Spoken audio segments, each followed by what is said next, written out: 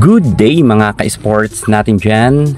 All Filipino Conference, Invitational Conference, VVL Reinforced Conference, lahat yan ay pinagdaanan ng Creamline at nag-champion nga sila.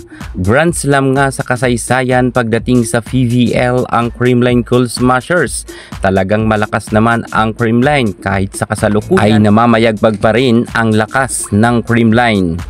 AVC Champions League magsisimula na nga sa April 20 hanggang 27 at magaganap nga ito sa Pilipinas sa PhilSports Arena kung saan ang American import na si Erica Stanton muli na naman nagbabalik para nga suportahan ang Creamline Cool Smashers sa kanilang kampanya. Creamline Cool Smashers, Erica Stanton pa rin ang napusuan nila bilang maging import. Magtutuloy-tuloy ito hanggang Invitational Conference at Reinforced Conference. Si Erica Stanton pa rin ang kanilang kukuning import. Napamahal na rin si Erica sa mga fans ng Creamline at kita naman natin na talagang sinusuportahan itong si Erica Stanton ng kanyang mga tagahangang Pinoy at kahit nasa abroad nga ito ay talagang sinusundan.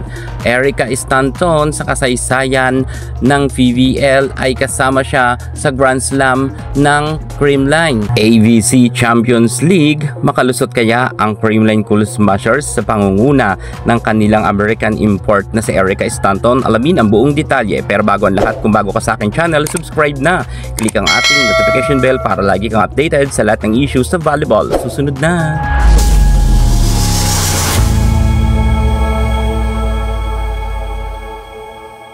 Sa laban ng Choco Mucho kontra sa Creamline Cool Smashers, namataan nga itong si Erica Stanton na nanonood. Portado niya ang Creamline players. Ang Creamline nga ay talagang napamahal na rin kay Erica Stanton at dito nga muli siyang bumalik sa Pilipinas para suportahan nga ang Creamline sa kanilang magiging laban sa AVC Champions League na gaganapin nga sa April 20. Creamline Cool Smashers, maganda ang kanilang desisyon dahil si Erica Stanton pa rin ang kanilang kinuha.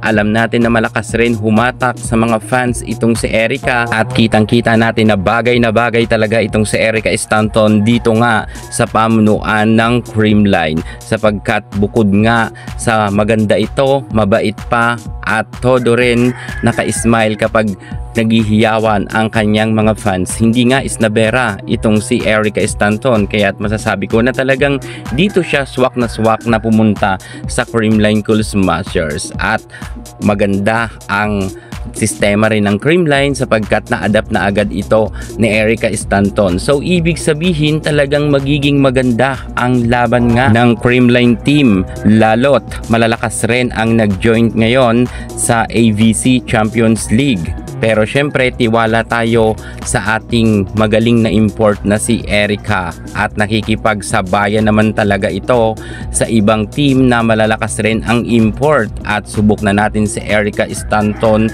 at meron na nga siyang napatunayan pagdating nga dito sa Pilipinas kung saan sa kauna-unahan pagkakataon nagkaroon nga siya ng 2 gintong medalya sa Invitational Conference at sa Reinforced Conference at higit sa lahat nasungkit niya rin ang kanyang kauna-unahang award dito nga sa Pilipinas, ang kanyang best outside spiker. Magaling naman talaga itong si Erica Stanton. So happy talaga tayo sa pamunuan nga ng ating Good Vibes team dahil si Erica pa rin ang kanilang kinuha.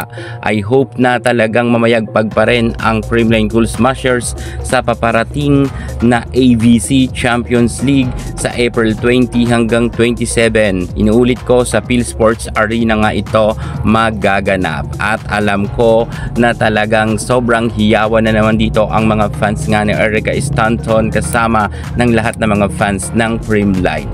Sa tingin ko ay makakalusot nga sila at magkakaroon sila ng podium finish. Yan muna ang pinaka-latest natin sa mundo ng volleyball. Thank you so much. God bless.